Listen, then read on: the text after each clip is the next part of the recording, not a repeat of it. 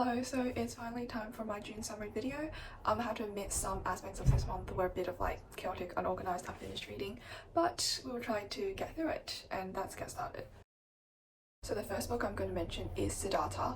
I read it at the beginning of the month, and I do have an entire video that I've previously posted, and I will link here on Hesse, and at the beginning of that video I devote a third of it to talking about Siddhartha, so if you're interested you can check that out and I won't be repeating that again.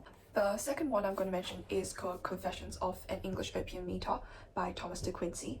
I really enjoyed this book. It's very autobiographical and confessional, and I think de Quincey is just being like really raw and honest and sincere with you, and also his experiences are pretty interesting. So basically, in order to justify his turning to opium, he spent like a third of the book telling us about his childhood experiences which led to his stomach pain, and he needed to relieve that, and that part about his childhood suffering was pretty interesting because it's kind of like reading about a 18th, 19th century kind of Bildungsroman, but in someone's real life form. I initially picked up the book because I'm pretty curious about what the experience of taking opium would be like. Not like I want to take it, but I'm interested to know what it feels like and why those people are so addicted to it. And I think the book really lived up to its promise. Like, it was very enlightening, and what de Quincey tells us about opium is kind of really different from what I expected. So there's this part where he says, "In the abyss of divine enjoyment thus suddenly revealed, here was a panacea. For all human woes, here was the secret of happiness, about which philosophers had disputed for so many ages. At once discovered, happiness might now be bought for a penny."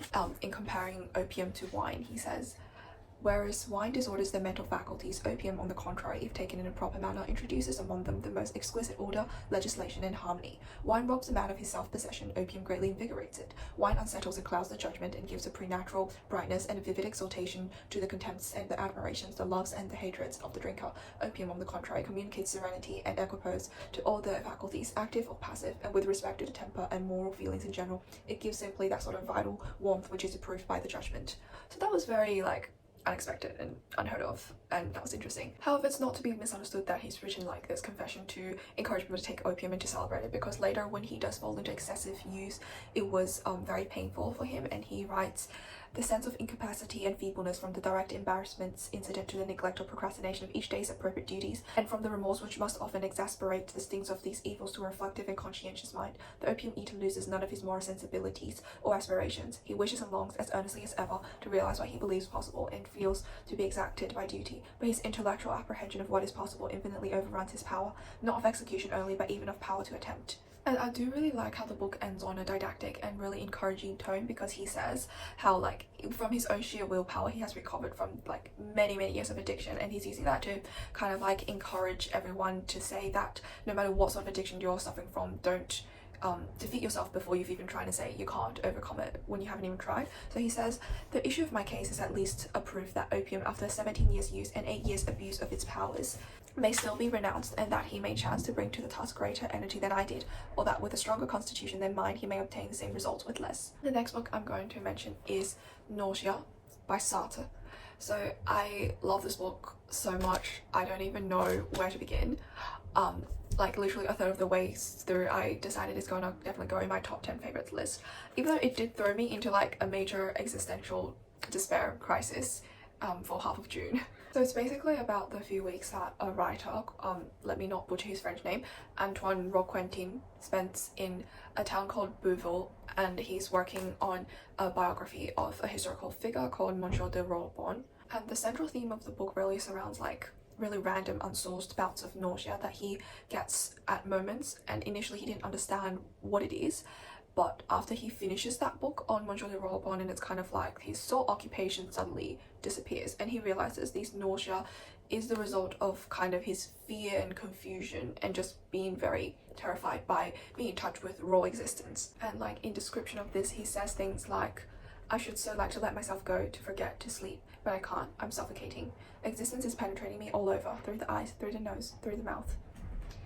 And he also says, "We hadn't the slightest reason for being there, any of us, each existent, embarrassed, vaguely ill at ease, felt superfluous in relation to the others. I was aware of the arbitrary nature of these relationships, which I insisted on maintaining in order to delay the collapse of the human world of measures, of quantities, of bearings. They no longer had any grip on things." And in particular, he feels terrified at the fact that I am free. I haven't a single reason for living left, alone and free. But this freedom is rather like death. Summary, this book is an early work of Sartre when he first started exploring the existentialist philosophy, and it leaves us with the question of what do we do when we realize we are condemned to be absolutely free? Like, what do we do with this freedom? And it's kind of like a terrifying conclusion. And it also discusses some other ideas like the falsity of time, how there is no past and all we have is like the immediate present that we're in, and how Antoine feels not only that his own existence frightens him, but also that of those people around him and of like plants and objects, etc. And I wanted to end with this excerpt from the afterword in this book by James Wood. Quentin's life has become negatively structured by randomness, for he knows that it has become impossible to choose one course of action over another, and he is immobilized by it. He is free only in the sense that he could do anything at all, but he's not really free, because to be able to do anything at all is to be able to do nothing, since meaningful differentiation between choosing and not choosing has been lost. We structure life by absences, by nullity. The next book is like a collection of short stories by Chekhov. I've been acquainted with Chekhov before this, and I really love how his stories, they are such accurate and realistic portrayals of human nature. He's a very distant narrator, and that's very good because he leaves a lot of things like ambiguous for us to understand. He just like gives us portraits of how his characters are and what they do and what they believe, and then we're kind of there to interpret the rest. In this collection, it's 1895 to 1897. These are the stories in the content. I feel like I'm going to mention three that especially stood out to me. So the first one is called The Order of St. Anne. It's basically about a very poor girl with a large family that exploits her, and then she marries an elder and more powerful civil servant. And initially it's kind of like she's completely under her husband's control and she has no autonomy and all that. And her husband's very stingy, he doesn't really give her that much money to help her family.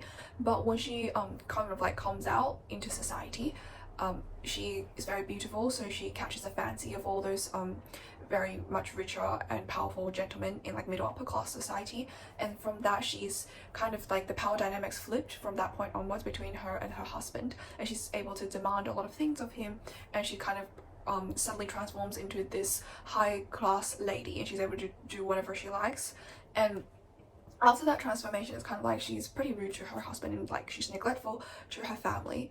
But Chekhov kind of leaves it blank for us to judge whether we think she did anything wrong in that, because her husband and her family didn't treat her very nicely initially anyway. So it's like a very interesting social phenomenon that happens a lot to like pretty women who are born of a poor birth, and it's kind of like Chekhov leaving the question to us to say, what do we think of those sort of transformations? The next story is called Ariadne, and it's basically about this man telling us about his infatuation with a woman called Ariadne, and he does a lot of crazy things, like goes abroad with her and lavishes his family's money extremely on her, but it's like she never really cared about him. It's like she has feelings with a lot of men, and he's like kind of just one of her money bags, but he's willing to do all of that for her. It's a very typically Russian story.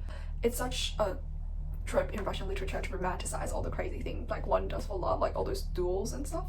So there's this quote in the story that I felt like made a lot of sense. Since love without anything moral and poetical about it is treated as an atavistic phenomenon these days, and is said to be a symptom of degeneracy and many forms of derangement. Granted, when we romanticize love, we do endow the loved one with virtues that are often just non-existent, but that's why we're always doing the wrong thing and suffering for it. But it's better that way, in my opinion. I mean, it's better to suffer than to console oneself with women being women and men men. The third story I'm going to bring up is called My Life, and it's basically about protagonist, a young man called Misael, and his father is a very well-respected and well-off middle-class architect in a town, and obviously his father wants him to do a well-off kind of non-manual job, and his father sends him to different jobs, but he hates all these jobs and he isn't good at any of them, but he just has this obsession with kind of like honest manual labor, so he tries to get himself into those jobs, and the townspeople think it's really irrespectable and stuff, and they look down on him for doing that. The key theme discussed in the story is kind of why do we think manual workers are of a kind of like on a lower social scale or social respectability or intelligence compared to people who do non-manual labor, and Misael is challenging this idea. But it's ambiguous whether Chekhov really agrees with this, because Misael later marries Masha, a rich man's daughter, and in the beginning Masha really agrees with his philosophy, but they kind of go live together and they live like peasants, and after a while Masha leaves him because she couldn't put up with that life anymore. She felt like just living with those peasants is like killing her, because those people were like so vulgar and ignorant, and it ended on a pretty bleak picture. So it's really questioning like how do we think different types of people are better than others in life, or is it correct, is it wrong, or is it just like, are you suited to one sort of life, so it's very hard to put you in another? So these are all questions that Chekhov leaves us. The next book is another one of those penguin grey ideas, so it's David Hume's On Suicide and Other Essays. I just want to say, as a philosophy student, I absolutely love Hume, because his ideas, like, they are written with so much clarity and they make so much sense for someone who's like writing centuries and centuries ago. Like, a lot of his ideas are still so applicable today, and they are just excellent quotes for all of my essays. So the title essay on suicide is basically his argument against the Christian idea of suicide as sin, because it's like doing away with your life which God gave you. And the crux of his argument could be summarized in one of the quotes that says, "Were the disposal of human life so much reserved as the peculiar province of the Almighty, that it were an encroachment on his right for men to dispose of their own lives, it would be equally criminal to act for the preservation of life as for its destruction." Another very memorable quote is in his second essay of the dignity and meanness of human nature, because he says, "Appellations of wise and virtuous are not annexed to any particular degree of those qualities of wisdom and virtue, but arise altogether from the comparison we make between one man and another. To say there are a few wise men in the world is really to say nothing, since it is only by the scarcity that they merit that appellation." So that was really enlightening, because I've kind of been thinking about this concept of has good art been getting less or more, and then I realized like what is going to be good is just always going to be few, because you can't really merit being really good if you're not rare. I do think another really significant idea that really like hit me personally strongly was kind of expressed both in Of Tragedy and The Epicurean. So it's the idea that it's very natural and desirable for men to constantly seek occupation and just distractions for themselves. In fact, we should positively try to stimulate ourselves in all sorts of manners. He really says, "Thy mind be happy within itself. Within what resources is it endowed to fill so immense a void, and supply the place of all thy bodily senses and faculties?" It rang particularly strong with me because I read this after I read Sartre, and it's kind of like, yes, raw existence is horrifying because you're just chucked with this void. But really, instead of being sad and despairing about the fact that we can't deal with raw existence, just accept the fact that we aren't born, like we aren't meant to be able to deal with it, and just give ourselves stimulation and distractions, and it's fine. Like, there's nothing embarrassing about that. And in his last essay, The Skeptic, there is such a universal but under-recognized truth, and he says, "All the difference between the conditions of life depends upon the mind, nor is there any one situation of affairs in itself preferable to another.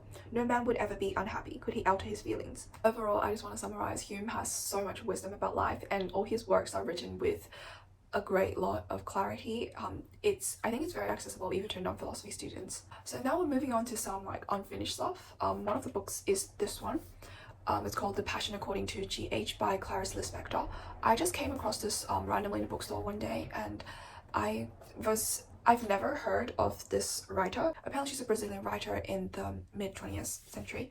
The reason why I bought it was because the blurb really attracted me, because it said stuff like she had this spiritual crisis in which she questions her place in the universe and her very identity, propelling her towards an act of shocking transgression. And that just sounded very exciting. And I was so excited to start this book, but now I'm like a third of the way through. I probably don't plan to finish it because it really did not live up to my expectations. So the problem is I can't really grasp the core of what she's saying. Like, she doesn't have very central themes and ideas. It's kind of like a compilation of really beautiful and poetic quotes that seem to be saying something profound, but in a sense, I think they're not really saying anything. So I'll give you like 2 examples. For example, she says, "Everything looks at everything. Everything lives the other. In this desert, things know things. Things know things so much. That's what I call forgiveness. If I want to save myself in the human world, it's forgiveness itself. Forgiveness is an attribute of living matter." Another quote that's also pretty random, she says, "Getting lost means finding things without any idea of what to do with what you're finding." Like, they seem to express truths, and it's like, you feel like, oh, maybe I can dwell on it, and it makes sense. But when it's like a third of the book, every other sentence is filled with their stuff, when they all get together, you realize, as a whole, they don't make any sense. Last book I'm going to briefly mention is The Voyage Out by Virginia Woolf.